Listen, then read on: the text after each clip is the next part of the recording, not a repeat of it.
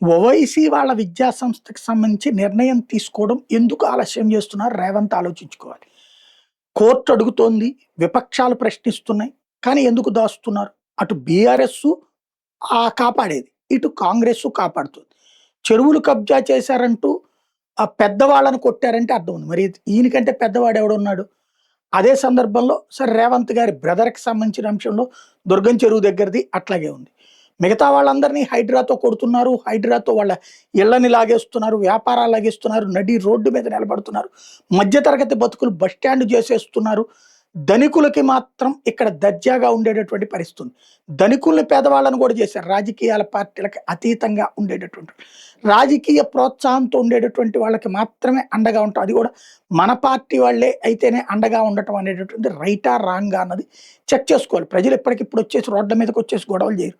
కానీ ఇట్లాంటివన్నీ చెక్ చేస్తారన్న విషయం గుర్తుపెట్టుకోవాల్సింది.